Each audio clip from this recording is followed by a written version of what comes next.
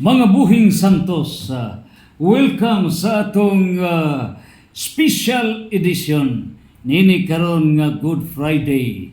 Laom nga mga panugkad, pinakalawom nga panugkad nato.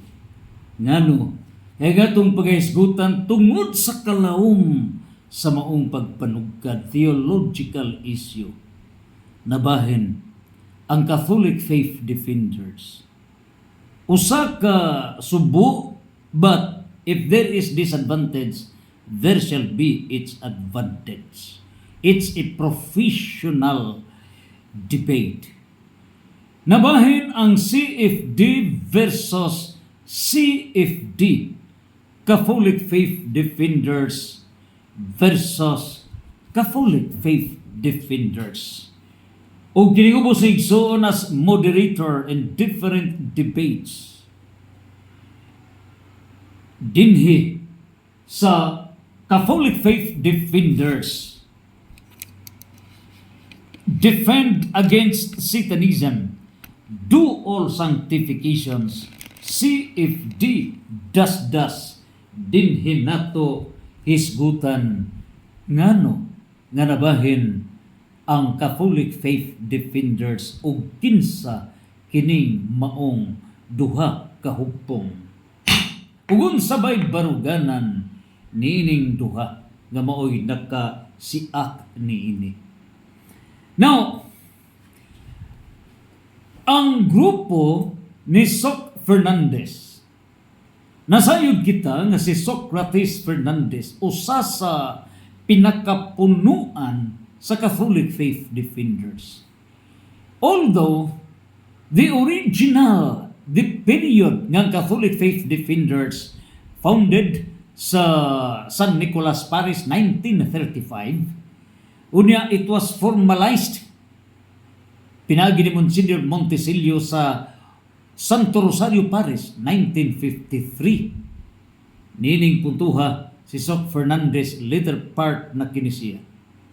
Pero ang pag-boom sa Catholic Faith Defenders, it was through Soc Fernandez.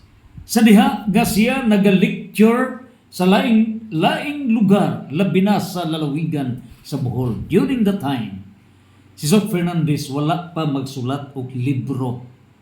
And it was through Monsignor Pelagio Dumpor, the Vicar General sa Diocese of Tagbilaran, nga siya gyud mo mi-encourage ni Soc Fernandez to become an author of the book on apologetics. Ug busa, out of the encouragement ni Monsignor Pelagio Dumpor, High Priest HP, mo hinungdan nga gi-acknowledge ni Soc Fernandez nga iyang pagka-author as Catholic Faith Defender, it's because sa guiding inspiration from Bohol through Monsignor Pelagio Dumpor. So dinhi nato maaninaw o dinhi nato matugkad.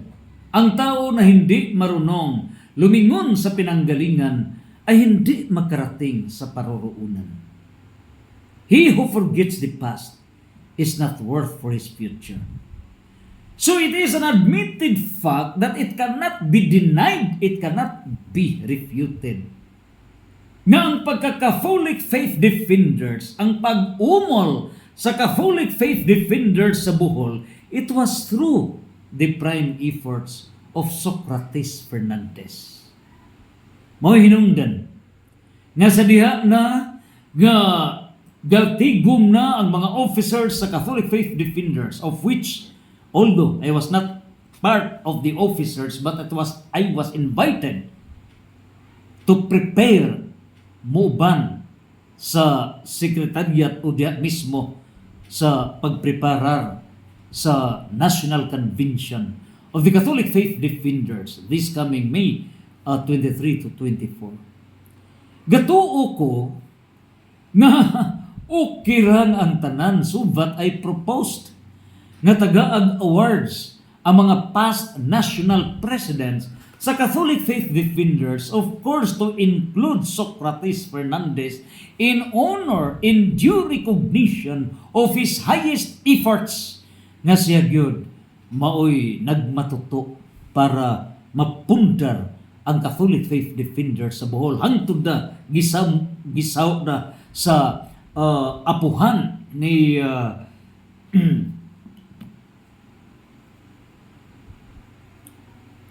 Brad ato karon nga mga kaigsuunan sa nagkadaiya nga mga genuine gyud mismo, mga genuine ni Brad Francis Kukoy, no, Catalan Pilinyo.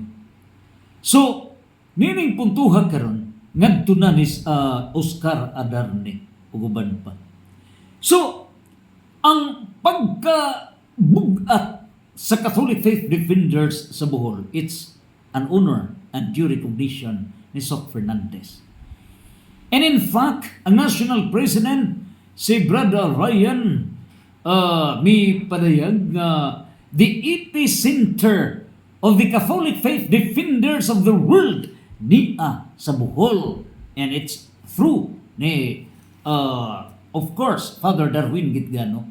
And Father Darwin Gitgano was a product of the mentor ni Sir Alvin Agupita during his time nga siya presidente sa Catholic Faith Defenders. Ug ang pagka-presidente, pagka-Catholic Faith Defender ni Sir Alvin Agupita din namunga kinigdaghan gikan sadna sa punuan sa Cebu pinaagi ni Soc Fernandez. Busa, ang akong pagka-Catholic Faith Defender, gumika na sa akong maguwang nga maoy disipulo ni Soc Fernandez 1980s, 81, 82, dito mismo sa Cebu. Busa, ang pagka-Catholic Faith Defender sa Visayas to Mindanao nationwide, dako katabang si Soc Fernandez. And therefore, I suggested in 3 meetings namo nga tagaan gyud nato pasidungog si Soc Fernandez. However, very very sad ngano tungod kay ilang gipadayan nga Soc Fernandez is already on the other part. Dili na magkaparihas ang baruganan sa officers incumbent sa Catholic Faith Defenders.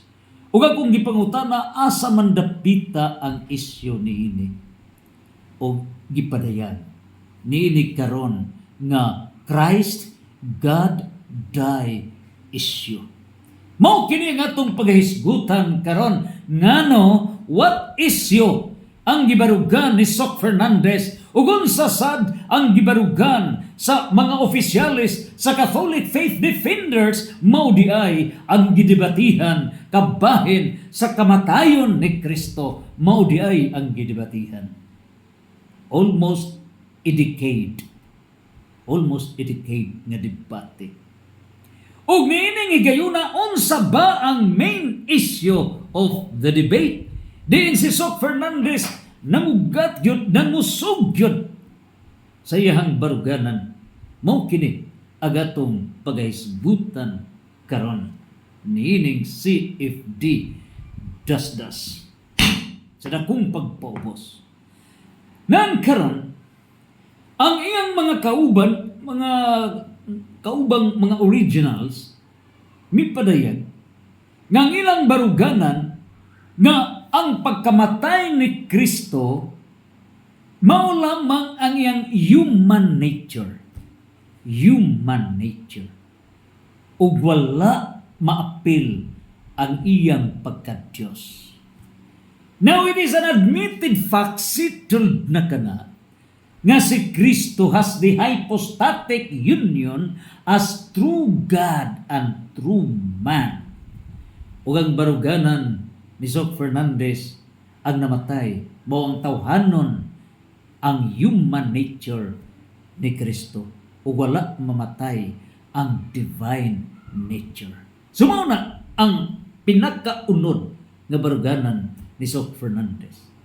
On the other hand, ang mga kadaguan, the officers, national officers of Catholic Faith Defenders, binding sa mga provincial chapters sa Catholic Faith Defenders in the guidance of the Catholic Bishops' Conference of the Philippines, mipakanaog sa hukom nga ang namatay dili lamang ang human nature, kundi both sa iyang divine nature ug sa iyang human nature nga nahiusa kini sa iyang pagka-second person, the second person of the Most Holy Trinity. Ang iyang divine person maoy namatay, and kanang iyang divine person includes sa iyang human nature, and divine nature, the second person,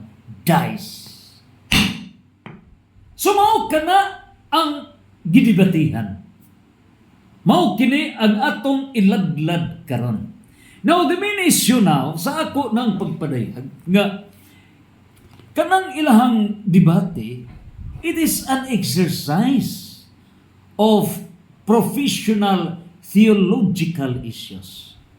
There is no such malice. Ug niining tanan kay wala may malice. It is a theological exercise of profession para laong nga mga panugkan. Ug matud pa usab sa mga kanaguan ug sa host nga diha na gipakanaog nga hukom sa Catholic Faith Defenders nga ang baruganan ni Soc Fernandez is not the stand of the Catholic faith, of the Catholic Bishops' Conference of the Philippines. Ug niining higayuna ang baruganan sa Catholic Bishops' Conference of the Philippines susama sa baruganan sa mga opisyales sa Catholic Faith Defenders. Ug akong gipadayag nga kung ingon niini, there is no problem. Ang importante nga magkayusa ta sa reunion, magkayusa ta sa National Convention sa tanan nga Catholic Faith Defenders. Apan mipadayag nga kanunay nang gipatawag si Soc Fernandez apan makulit man gayud pag-submit ngadto na sa official pagpadayag, the official stand of the Catholic Faith Defenders.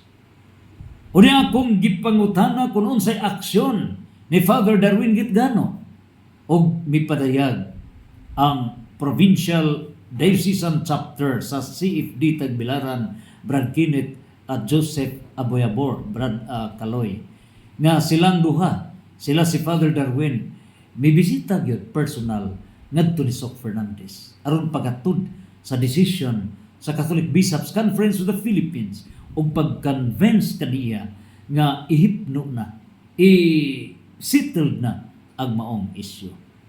Apan sa gihapon mi-insist si Soc Fernandez nga he is right sa iyang baruganan. Ug tungod niini dunay something nga wala ma-settled down. And the question is hanging. Even it is settled by the Catholic Bishops' Conference of the Philippines. Karon, since God controls time, and we are very hopeful kay nakailata ni Brad Soc Fernandez, former Vice Mayor of Talisay City, former Mayor of Talisay City, and I happened to meet him several times sa diyang niadto kita sa Cebu atong gidang atong libro unya mijuin ta mismo nangaon mi sa San Jose Recoletos puso among gikaon ang istorya mi way back mga 1980s pa wa pa ning God die issue, wala pa. Very humble, very approachable si Soc Fernandez. I know this person. Now, can we condemn Soc Fernandez sa iyang baruganan? Nining puntuha, let us have a comparison. Maghimo kita comparison. Nasayod ba kita nga kining a dogma of the Immaculate Conception. Wala kini dayon ideklarar sa Santo Papa. Nag-agi pa kini og 500 years of debate. 500 years of debate. Nagdebate niini ang Franciscan Order ni Saint Buenaventura nga may prueba nga ang mahal nga Birhen is immaculate. Walay buling sa sala from the moment of conception. O kini, it was expounded by Blessed John Duns Scotus on 14th century. Unya, ang kaatbang sa Franciscan Order mga ngilngig kaayo ngano kay ang mibarog sa pikas bahin maong Dominican Order. O kinsa ba ang nagdumala, kinsa ba ang santos, scholastic, pinakangilngig nga santos nga maog gisandigan sa Dominican Order? Mao si St. Thomas Aquinas. Si St. Thomas Aquinas offer na sa volumes, mga 4 volumes, sa Summa Theologica.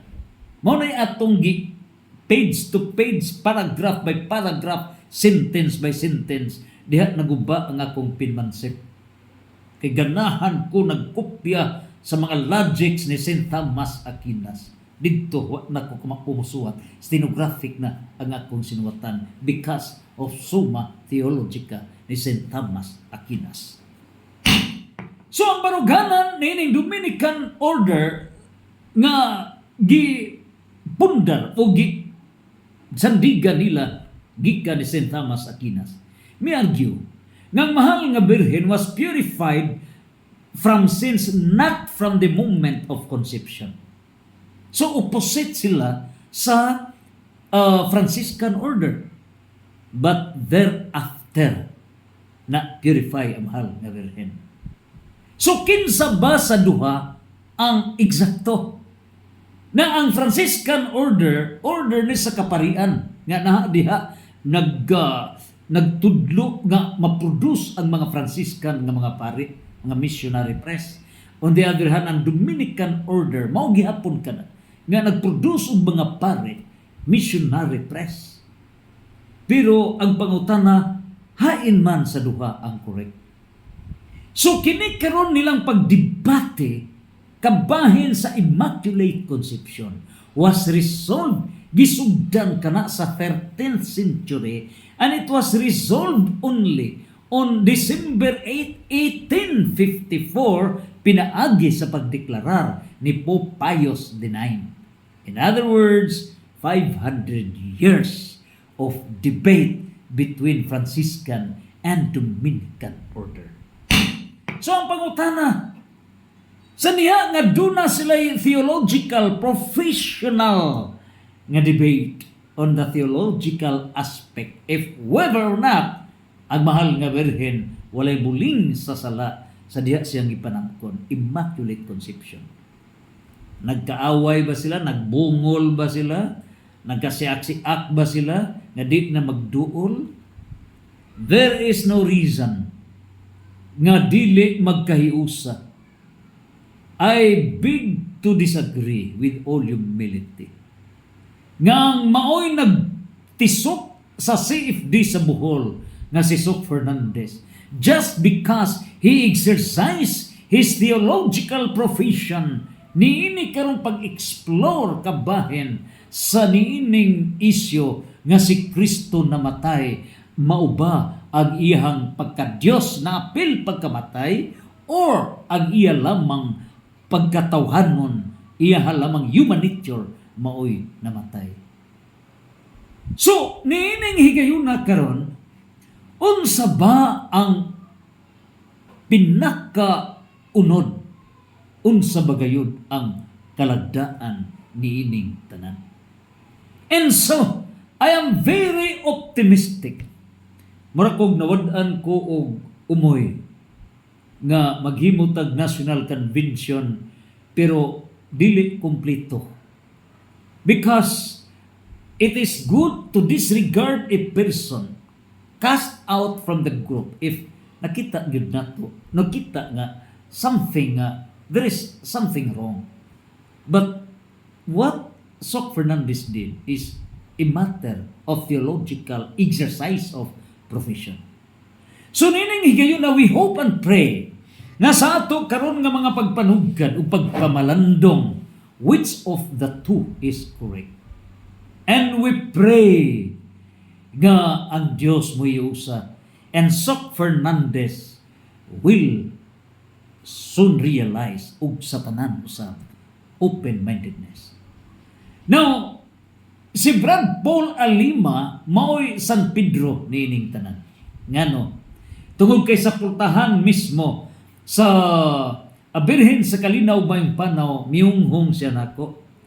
Mingon siya dili na nato na hisgutan kay gi-resolve na kana sa CFD na let the issue dili na angay i-hisgutan pa. Pero miingon siya, while Soc Fernandez is correct in his presentation, the Catholic Faith Defenders and the Catholic Bishops' Conference of the Philippines are also correct in their stand. Matud pa ni Brad Paul Alima, it is only a matter how the issue is presented. So mingon siya, miunghong siya na to. Ingan siya nga, Brad, ikaw rin research niya na. And once makuha na ni mo na, then imo nang idayan. Now, unworthy am I as a researcher. It's our duty to research.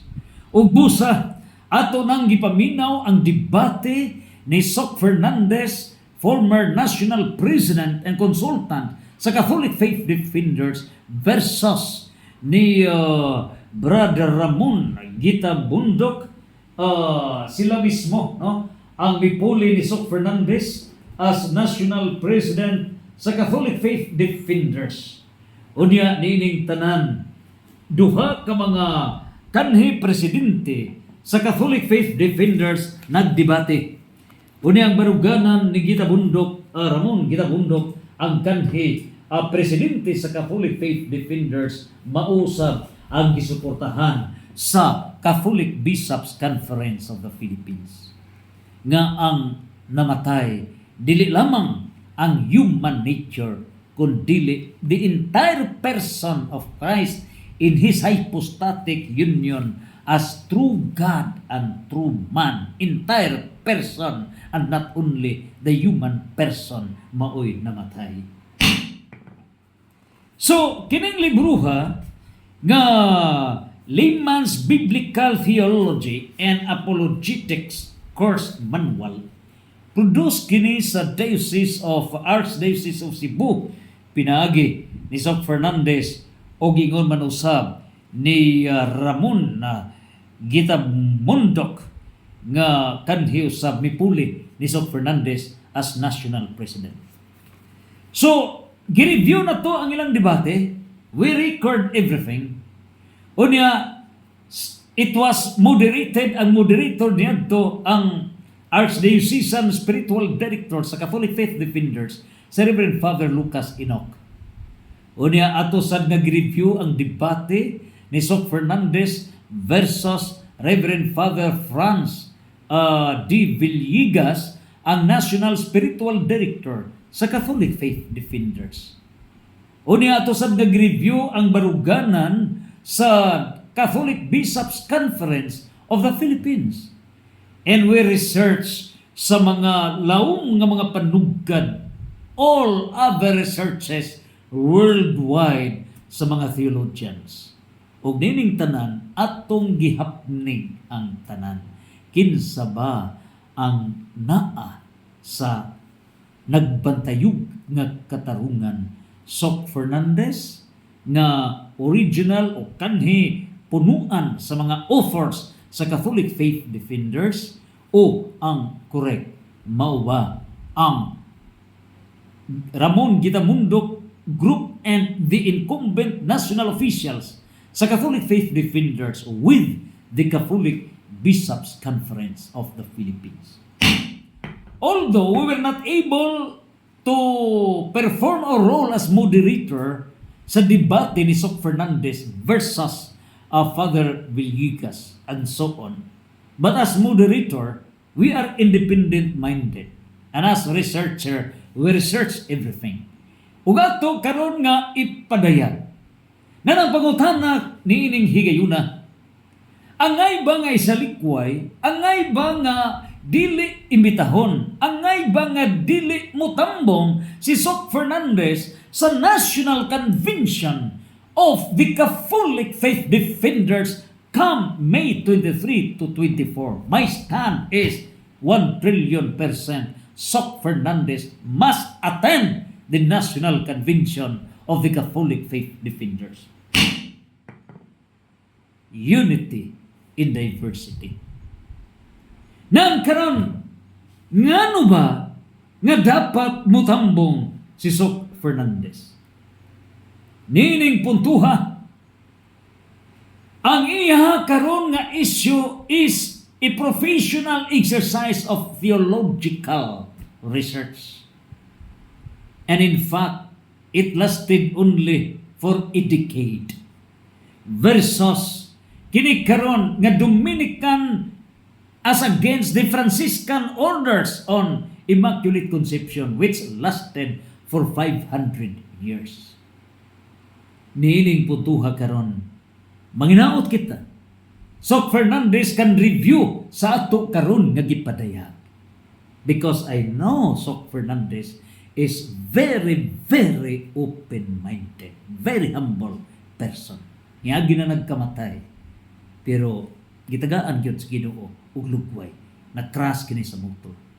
Nakita niya lang iyang lawas, flat na, pero gipabalik siya sa Dios because of a mission.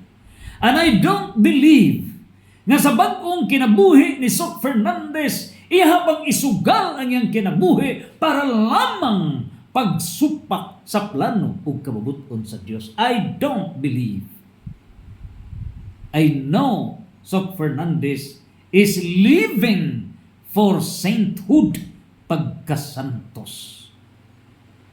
Ang niya sa usalang ka isyo, matikalbo siya. I don't believe. And so, niining higayuna karon, dinhin nato i-open our minds. Ug ato karon nga idayag unsang baruganan ni Soc Fernandez, idayag usab nato ang baruganan sa Catholic Bishops Conference of the Philippines, ang baruganan usab sa mga opisyalis sa Catholic Faith Defenders. Niining very, very interesting nga isyu, pagpakamatay ni Jesus. Ang pagkamatay ni Jesus, ang iya labang lawas mao'y namatay, kay si Kristo tao nga matuod, Diyos nga matuod. Baruganan ni Soc Fernandez ang namatay, ang iyang pagkatao lamang. Wala mamatay ang iyang pagka-Diyos, ngano kay ang Diyos walay kamatayon. Kana may main argument ni Soc Fernandez. Nining puntuhan karon, mi padayag siya nga it was the human nature that died, not the divine nature, since God does not die. So ang iyang baruganan kay si Kristo duha may iyang nature, divine o human nature. So ang namatay maura ang iyang human nature, pagkatao. Unya ang iyang pagka-Diyos dili mamatay on the reason that God does not die. So mauna ang iyang absolute niyang baruganan, God does not die. And the church dogma, matud pa niya, sa church dogma states that Christ is eternal, who has no beginning and no end, and therefore the divine nature in the person of Christ does not die. Christ is considered eternal. Matud pa niya si Kristo nga usa ka Dios, eternal, existing outside of constraints of time with no beginning or end, as He is divine and self-existent. Matud pa niya kay si Kristo Dios, therefore dili mamatay ang iyang pagka-Dios. Og bipadayag si Soc Fernandez as the Alpha and Omega, He existed before creation and continues forever, representing an uncreated, unchanging, and present reality. Iyang gitinaw, this nature ensures His role as an unchanging, faithful presence throughout all of history. Iyang gidayag nga hangtod sa hangtod ang pagka-Diyos ni Kristo, busa dili siya mamatay. Iyang gipatinaw, Jesus existed before time and creation, stating, before Abraham was I am. As Alpha and Omega, Christ is the first and the last, signifying He is both the beginning and the end, present throughout all history. So iyang gitinaw nga ang uncreated nature nga si Kristo dili sama sa tao nga create, but He is uncreated by nature. Ug part siya sa Godhead. He is not created being and He is not bound by the linear. So kadili man created si Kristo, kay siya man ang beginning, siya man ang Dios. Ining putuha, wala siya kamatayon. Sumaw ka na ang gipadayag, kundili ang namatay, mao lamang ang iyang nature, human nature. Midugang si Soc Fernandez on His constant presence because He is not limited by time. He is present, faithful, and in control in every moment. So naan niyang control. This eternal nature means that Christ and God's existence stretches backward and forward without limit. So what do you limit ang pagka-Diyos ni Kristo, and therefore dili mamatay ang iyang pagka-Diyos. If death is the separation of the soul which does not die from the body, it follows that the divine nature of Christ does not die and separates from the human nature, His body, which died. And therefore, only the human nature of Christ dies and not His divine nature as God.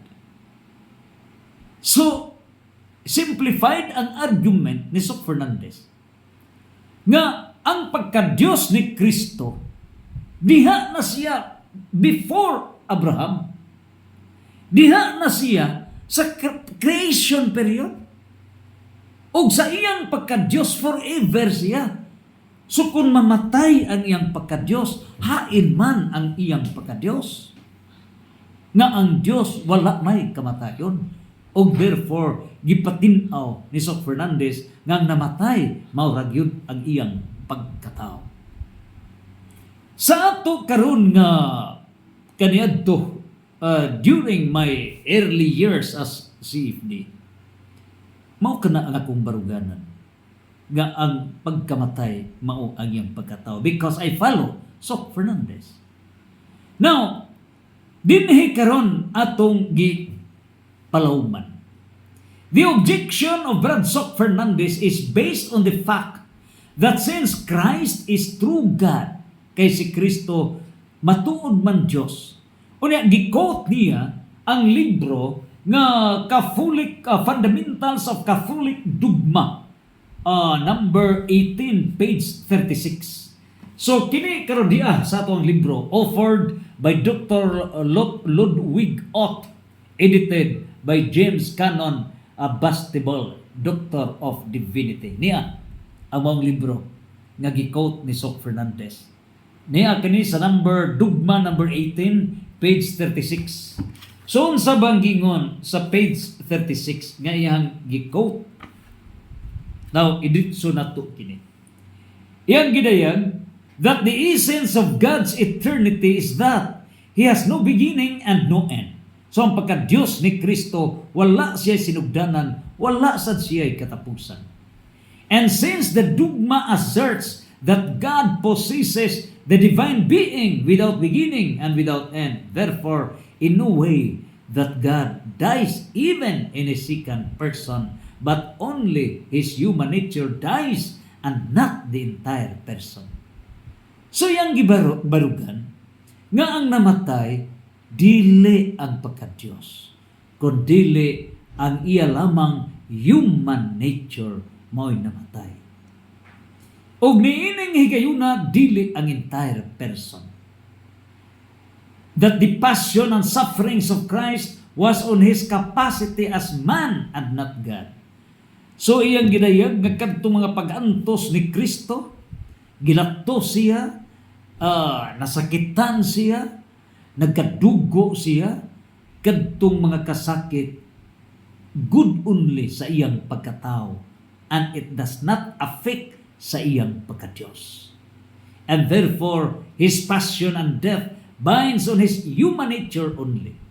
So muna ibaruganan ni Sok Fernandez.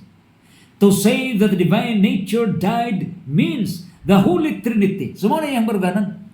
Kung moingon kita nga namatay ang divine person, ang pagkadiyos ni Kristo, both ipasabot nga ang Holy Trinity dies, both ipasabot nga kung namatay ang pagkadiyos ni Kristo, diha usab mahitabo nga ang Holy Trinity namatay usab, sanglit ang Santissima Trinidad naglangkob sa Dios nga Amahan, Dios nga Anak ug Dios nga Espiritu Santo, din kinang tulo co-equal and eternal in one divine nature. Una, midugang si Sok Fernandez, the Council of Trent says that to suffer and die is incidental to His human nature only. So ang pag-suffer, ang pagkamatay ni Kristo, incidental lamang kadto sa iyang pagkatao. To say that the Godhead did not die and the divine person of Christ died is contrary to the fundamentals of the Catholic dogma, which states that God is eternal, without beginning and without end. Sumuna ang iyang pagpadayag nga dili lagi mamatay ang pagkadiyos. If the divine person of Christ dies, it turns to be dust. So iyang gi-quote ang Job chapter 34 verse 14 to 15 nga kung ang pagkadiyos ni Kristo mamatay, samara nga ang pagkadiyos mamahimong apog, apan dili ka na mahitabo matud pa niya. The ontological nature of God, who is spirit, does not die. So dili gyud mamatay ang ontological nature, ang origin gyud mismo sa iyang pagkadiyos, dili ug dili mamatay. Mao na gibarugan ni Sok Fernandez. Karon, laom og labing lig-on kayo ang mga argumento ug baruganan ni Sok Fernandez. Ngilingig ni Sok Fernandez, he is Saint Thomas Aquinas of this day. Pero as an introduction, while Saint Thomas Aquinas gamoy gibasihan sa Dominican order sa ilang pagpakiglantugi for 500 years. For 500 years nga pagkiglantugi versus the Franciscan order. Kinsa may midaog? Ang midaog dili si Saint Thomas Aquinas nga mo'y offer sa Summa Theologica. Dili. Therefore, we cannot say the conclusive nga being an offer absolute na gayod nga perfect. Because the church magisterium has to decide. So, niining higayuna, once the church magisterium has to decide, then that's the decision of the church and not the decision of a single offer. So, niining higayuna, sa diha nga gideklarar na ni Pope Pius IX niadtong March 25, 18, niadtong higayuna gipadayag o dayag yun ni mismo gideklarar ni Pope Pius niadtong December 8, 1854. Human niadto gikan sa 1854 ang mahal nga birhen mipakita didto mismo sa gruto sa Massaville in Lourdes, France sa March 25, 1858. So 4 years after, mipakita ang mahal nga Birhen and confirming that she is the Immaculate Conception. Mipakita siya sa 14 anyos nga si Bernadette Soberos. Mipakita siya. So, niining gayuna, we will compare St. Thomas Aquinas. Nga ang baruganan ni St. Thomas Aquinas nga dili putli si mahal nga Birhen, dili siya mainguntang immaculate from the moment of conception, but she was only purified after sa conception. Pero sa 500 years nga debate with the Franciscan order, niningigayon na si Blessed John Duns Scotus mao nag-lead sa Franciscan order. O dito, gidayat yun mismo ni Pope Pius nga that is Immaculate Conception. Nga mahal nga Birhen gipilit na daan. From the moment of conception, wala siya buling sa salang panulundon. Mao na Immaculate Conception and confirmed sa mahal nga Birhen nga mipakita niadto March 25, 1858. Busa, in other words, si St. Thomas Aquinas was something corrected. Mausab kini ang mahitabo ni Soc Fernandez. Mao kini. Soc Fernandez is a St. Thomas Aquinas of this period. And now, unsa ba ang baruganan sa Catholic Faith Defenders officials and the Catholic Bishops Conference of the Philippines? Nia ang maong pagpadayag. Unsa, on the other hand, the incumbent top CFDs, duly supported by the Catholic Bishops Conference of the Philippines, categorically declared that it is the second person who died. So, gidayag nga dili lamang ang pagkatawhanon ni Kristo, ang iyang pagkatao nga matuod mo'y namatay, kundi tibuok yun niyang pagkatao. The second person, because Christ is the second person of the Most Holy Trinity.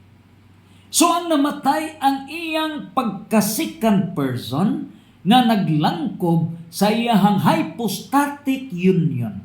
Ang hypostatic union panaghiusa sa iyang pagka-Dios nga matuod ug pagkatao nga matuod. Tibuok niyang persona ang namatay. So niya ang mga reasons ngano nga mao kini ang mga reasons sa Catholic Bishops Conference of the Philippines o sa incumbent national officials sa Catholic Faith Defenders as against the arguments of Soc Fernandez. Number 1. Pero after atong i-present ang tanan, do natay 36 reasons plus mabot kinig 40 kapin ka mga reasons. Atong gisummarize ang tanan. Kinsa yun ang midaog ni ini? Soc Fernandez ba? O ang national officials sa Catholic Faith Defenders with the Catholic Bishops Conference of the Philippines? Sumuhatag ta niini og summary. So ato una nga iladlad unsa bay mga baruganan sa Catholic Bishops Conference of the Philippines nga mi suporta sa baruganan sa incumbent national officials sa Catholic Faith Defenders kabahin sa pagkamatay ni Kristo. The issue now, pagkamatay ni Kristo, ang iya lamang pagkatao mo'y namatay o ang tibuok niya nga pagka-Diyos o pagkatao. So, ang kang Soc Fernandez, ang namatay, ang iya lamang pagkatao. Walay labot sa iyong pagka-Diyos, kaya Diyos dili mamatay. Pero ang baruganan sa incumbent national officials o sa ka-CBCP mao, nga ang tibuok niyang pagkatao, both Diyos nga matuod o tao nga matuod, maoy namatay. Niya ang mga reasons. Number 1, that it is fundamentally correct and must be understood literally, not figuratively as referring to the second person of the Trinity. Jesus Christ who suffered death in His human nature. Dinhi gidayag nga pag-ingon sa balaang kasulatan, several verses, nga si Kristo namatay, it should be understood literally, not figuratively. Unsa bay duha ra man gyoy hubad nining balaang kasulatan.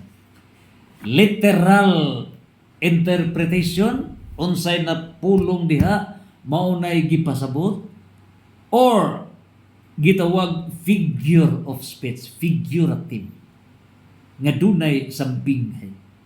So ang unang baruganan mao nga ang pagpadayag sa balaang kasulatan nga si Kristo namatay, it should be understood literally. Na kay si Kristo tao nga matuod, Dios nga matuod, therefore ang iyang pagkatibuok tao, ang iyang pagkatibuok person, divine person, as true God and true man, maoy namatay. The doctrine emphasizes that Christ is one person with two natures. So, si Kristo usa ka divine person. Wala siya human person, but divine person. Kita, dili divine person, but human person. Si Kristo is human person, but duhay nature niya, true God and true man. And He is divine person.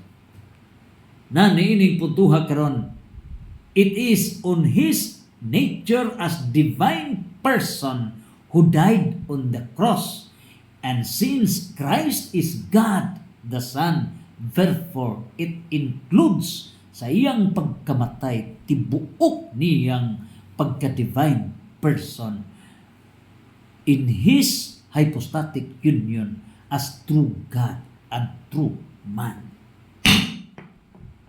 Nining igayuna, gitinaw sa CBCP, pinaagi sa Ecclesiastical Commission for the Doctrine of Faith, who affirm that the expression God died is literal, meaning si Kristo nga usa ka Dios nga namatay, it is literal nga namatay ang iyang pagkasikan person as true God and true man, meaning the person who died is God the Son, maoy namatay, dili lamang ang iyang pagkatao, kundi God the Son, iyang divine person, maoy namatay. Now, nining igayuna, person versus nature. While divine nature cannot die, tinuod dili mamatay ang iyang divine nature. Nining higayuna, the person Jesus who possesses both human and divine natures died in His human nature. Grabe ang logic ni. Grabe. Mao nang kinahanglan ka magpare, lawom gyud kag philosophy. Lawom gyud. Niining igayuna, si Kristo is a divine person. Unya karon, while sa iyang pagka-divine person, dili human person, but divine person.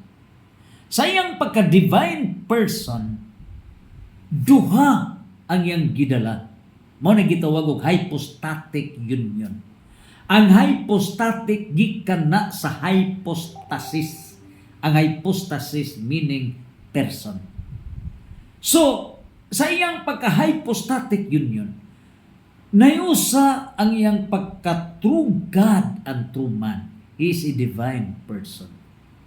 Nining higayuna karon, diha sa iyang pagka-divine person, nag-possess niya na ang both human and divine natures.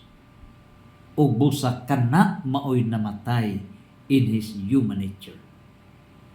So nini karon, unsa bay resolution of the church? The Church of Politis advised accepting this theological mystery as taught by the magisterium rather than debating it further. So, gituluan si Soc Fernandez, you have to accept the official stand of the church magisterium in the Philippines. The Catholic faith defender supported this position, clarifying that the God died doctrine is in line with traditional church teaching on Christology, distinguishing between the person of Christ and his human nature. So, tibuok yun nga pagka-persona, divine person ni Kristo. Now, biblically, God died refers to the crucifixion of Jesus Christ, who is considered fully God and fully human. Mao na ang iyang pagka-incarnation.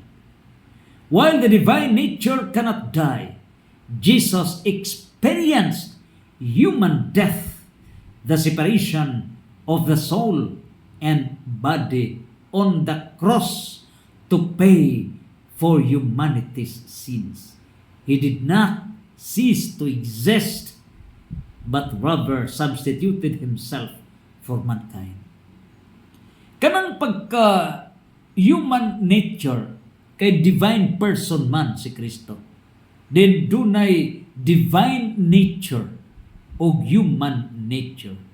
Sa iyang pagka-human nature, naa niya ngayang lawas o iyang kalag. Naa, lawas o kalag. Now, I was the one who delivered the last of the 7 last words. Pater in manos tuas, comindo spirituam meum. Amahan ko, sa imong mga kamot, itugyan ko ang akong espiritu. Ang gidayag mao ang espiritu. Busa, ngano ba nga espiritu? It is on his divine person. On his human person, akong kalag. So pag-ingon niya nga itugyan ko ang akong espiritu, it is on his divine person. Mao na nga dili lamang ang iyang pagkatao mo'y namatay, kundi ang iya hawsam nga divine nature, the totality of his divine person. Mingon siya, itugyan ko ang akong espiritu. And that's divine. So nining higayuna karon diha nasibo sa gidayag sa Catholic Bishops Conference of the Philippines.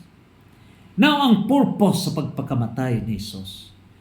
Jesus died to provide redemption for humanity and cancel the penalty of sin, as described in John 3 verse 16 o diha mismo sa Roma 5:12, nga para dili na unta kita silutan.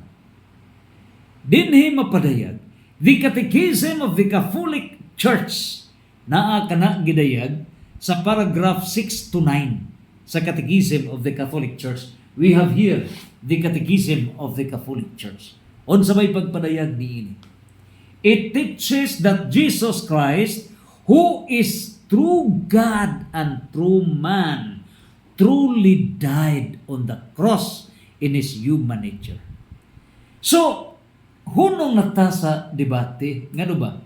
Because the official teaching of the Catechism of the Catholic Church, it's very clear diha sa paragraph 6 to 9. Unsay giingon sa paragraph 6 to 9 Catechism of the Catholic Church, nagaingon that Jesus Christ, who is true God and true man, mo nay hypostatic union, truly died on the cross in his human nature.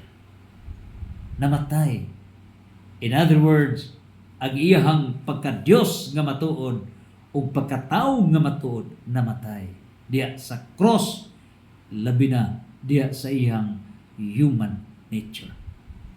While God is immortal, the divine person of the Son of God assumed as human body that separated from his soul at death, meaning God in the flesh experience death. Samtang sa pagka-divine person ni Kristo nga usa ka Dios, kinsa misul-og sa tawhanon nga lawas. Nining higayuna kay human nature do naman ay lawas ug kalag. Samtang pagkamatay mibuwag ang kalag gikan sa lawas. Nining higayuna ang iyang pagka-divine person naka-experience usa niya ng kamatayon. Mao kana sa Catechism of Catholic Church, paragraph 6 to 9, the teaching of the Church. Now, arita sa hypostatic union. Because Jesus is one divine person with two natures, divine and human. Diha gidayan nga nag-usa man ang pagka-Dios ni Kristo ug pagkatao niya. Busa ang iyang sufferings, ang iyang kamatayon, mao kini ang kamatayon sa kinatibuk-an niyang person, second person as true God and true man. Nawarin sa biblical foundation, ang Holy Scripture, ang Bible, may pamatuod in the book of Acts chapter 3 verse 15. Christ as the author of life, who was killed but raised by God. Gipatay si Kristo nga siya mo'y author sa kinabuhi kay siya man Dios. Pero unsay nahitabo? Nabanhaw siya. Acts chapter 3 verse 15. So ang pagkabanhaw ni Kristo dili ang iyang pagkatao. Nakuha? Ang pagkabanhaw ni Kristo dili ang iyang pagka-human nature, kundili nabanhaw ang second person as true God and true man. Busa wala mabuwag ang divine person. May experience og kamatay ang second person as true God and true man, and experience resurrection as true God and true man, the hypostatic union that can never be separated in one person, the second person of the Holy Trinity. Ari kita sa Trinity during death. Kay mao man ay giingon ni Sok Fernandez nga kung namatay ang pagka-Dios ni Kristo, sa to pabungkag ang Holy Trinity. Kay ang pagka-Dios dili man mamatay, sa to pabungkag ang pagka-Dios sa Amahan, bungkag ang pagka-Dios sa Espiritu Santo. Kay kung namatay ang pagka-Dios ni Kristo, nan ang pagka-Diyos sa Santissima Trinidad, dili man mamatay, sumbungkag ang Santissima Trinidad. Taon sabay pagkatinaw niya. The Catechism states that even while in the tomb, bisan didto sa lubnganan, Christ's divine person remained united. So bisan gilubong ang lawas ni Kristo, ang iyang divine person as true God and true man, wala kana maksiak, wala mabuwag, nag-usa, dili maukang ang iyang pagka-Diyos nga matuod ug pagkatao nga matuod. Therefore, united to both, bisan nabuwag ang lawas ug ang kalag. Pinakalawom gid ni sa theology. Pinakalawom gid ni. Bi aron gid nato makuha ba maghimot tag demonstration. Niya ang Bible, the Old Testament and the New Testament. Okay. So, kini siyang Bible is one Bible. Usara na siya. So, kumparar na one divine person ni Kristo. Sa iyang pagka-divine person, na siya'y true God and true man. Ibutang naman ang iyang pagka-true God, Old Testament. Ang iyang pagka-true man, tinuod nga tao, New Testament. So, dili mabuwag ang Old o ang New Testament in so far as one person is concerned. Mao ni nga one person, one Bible. Now, nini puntuha sa iyang pagka-true man. Mao na nga, nabahin na sa duha. Mao na nga naay Gospels ug naa say epistula, epistles. So, niya ng Gospel, mao na nga diha mismo ginayag sa pagka-true man niya na siya'y kalag sa iyang pagkatao na kalag o naasay lawas.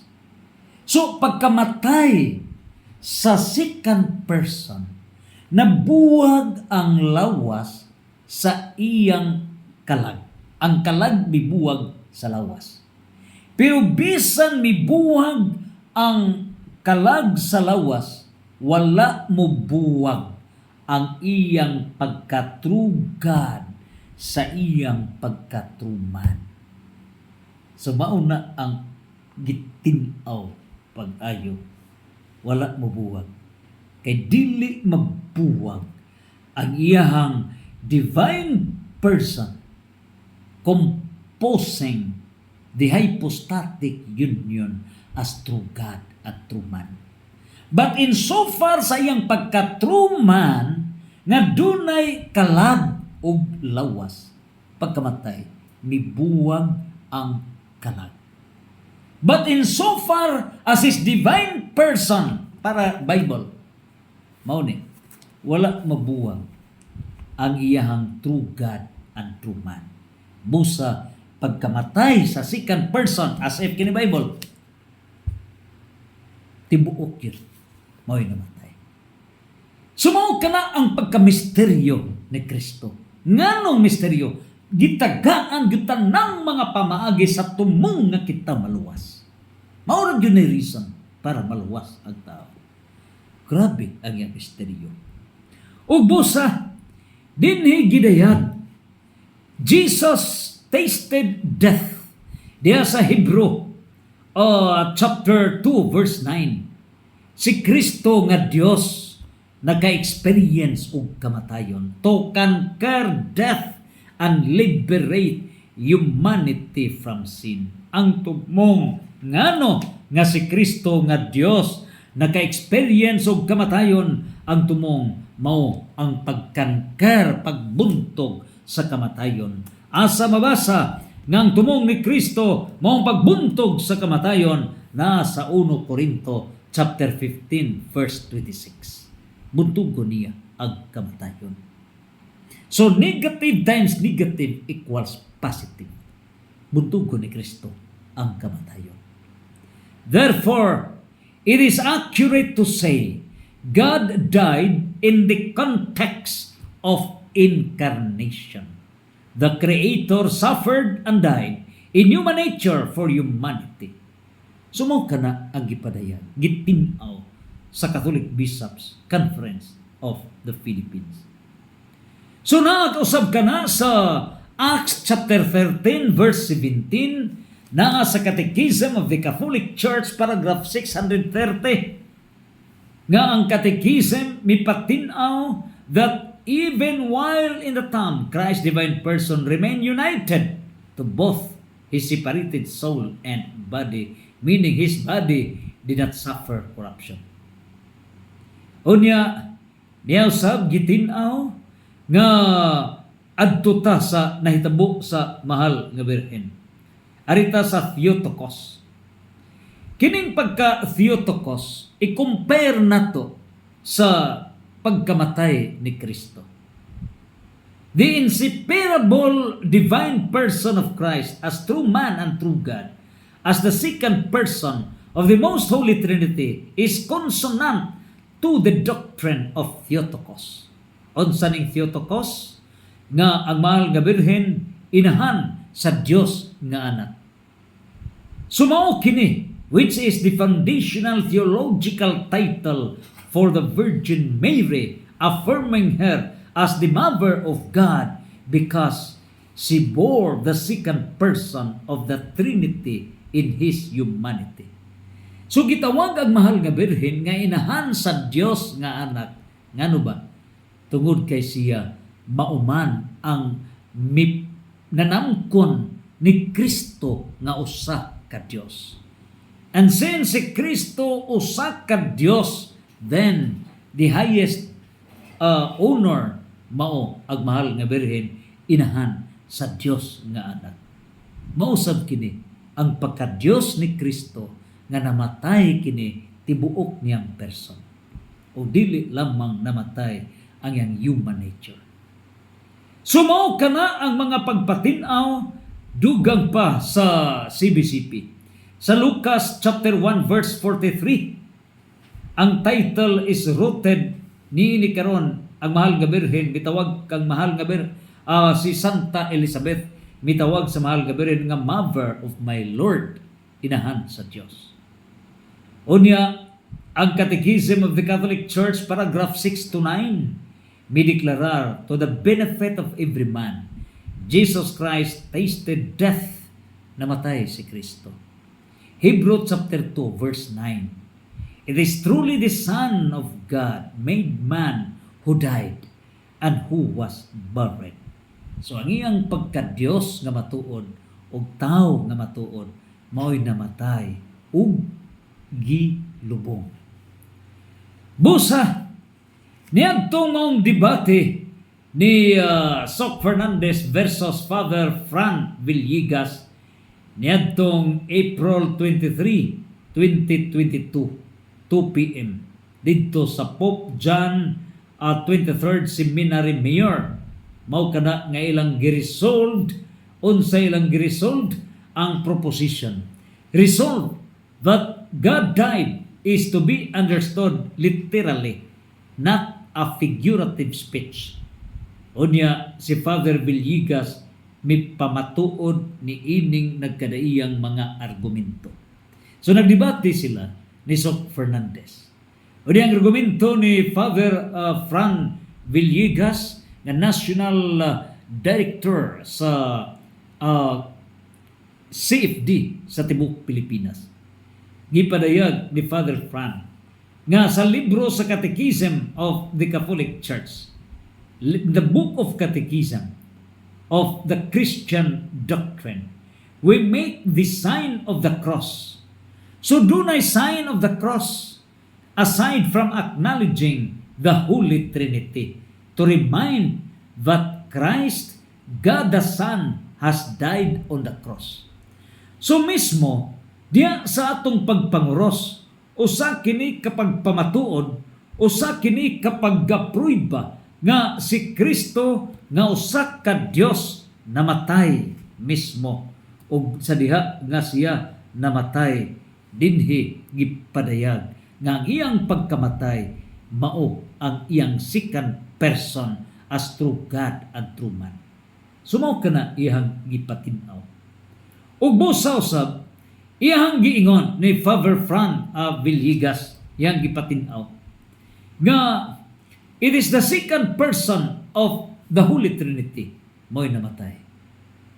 The statement God died is clarified by CBCP through devoted priest apologist Reverend Father Luis P. Supan na usa ka Executive Secretary of the Episcopal Commission on the Doctrine of the Faith, ECDF of the Catholic Bishops' Conference of the Philippines, CBCP, are all in line with the standard of the Catholic faith, as supported by many books in catechism, theology, and philosophy that support the proposition that God the Son truly died on the cross. So ang iyang jud nga pagkapersona mao'y namatay, dili lang ang iyang pagkatao. The Church teaches that Christ, who is God the Son, died on the cross shall be understood literally. Ngano? nga literal ang pagsabot niini. Niya ang valid categorical syllogism. Ang major premise mao, Jesus who is Jesus literally or truly died on the cross. Mao na major premise nga si Kristo namatay sa cross. Minor premise, Jesus is God. Conclusion, therefore, si Jesus na usa ka Dios namatay sa cross. Simple. So major premise nga si Kristo namatay sa cross. Minor premise, si Kristo Dios. Therefore, si Kristo nga usa ka Dios namatay sa cross. And therefore, mao kini nga ang iyang kamatayon dili lamang ang iyang pagkatao kundi tibuok niya nga Dios nga matuod ug tao nga matuod. Doon na pagayoy libro, Book Fundamental Logic by Father Manuel Piñon, Supposition of Terms. Daghan pa kini og mga ebidensya nga gidayag ni Father Fran Villegas. Liben kadaghan, Manual of Dogmatic Theology nga nagpamatuod ni ining tanan. Unya sa kataas sa iyahang gipatin-aw, he focused on logic. He focused on logic. Unya niya gidayag that it was God who died, meaning Jesus Christ, who is the second divine person who suffered and died on the cross. John chapter 8 verse 22 to 28, John chapter 3 verse 16, Acts chapter 20 verse 28. The blood of God, when Christ suffered, it was God who suffered. When Christ died, it was Christ who died. Theology for beginners. So bitin-aw na. Mao na nga, although Soc Fernandez is a Catholic faith defender, but the church magisterium comprising of the bishops has higher authority. Mao na nga, we will submit to the authority. Kay the role of the Catholic faith defenders is to defend the church. But it is not a defense of the church if you overpower the church authority. It is not defending the church. It is following Martin Luther at the pretense of defending the church. But I don't believe in good faith that Soc Fernandez has that attitude of Martin Luther. So it's enough. Let's close the issue. O mao kini ang pagpadayag, mao kana ang gitin-aw og daghan pa ang mga basihanan. Hilabihan kadaghan, hilabihan kataas ang atong pagahisgutan. Unya, I wish wa pa ko makahatag og desisyon. Wala pa. Kadto pa unang gipadayag sa Catholic Bishops Conference of the Philippines. At angi, doon na patay panahon, 46 ka mga reasons in support of the decision of the Catholic Bishops Conference of the Philippines, clarifying that it is the second person maoy namatay in his hypostatic union as true God and true man. And therefore, Soc Fernandez, just follow St. Thomas Aquinas. And all four may not be perfect, but the perfection is the church magisterium. Because the church magisterium is the official interpreter. The Supreme Court is the church magisterium insofar as the divine law.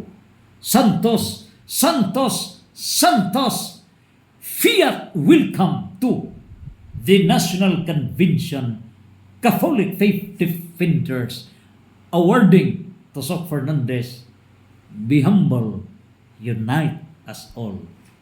Amen and Amen. Fiat!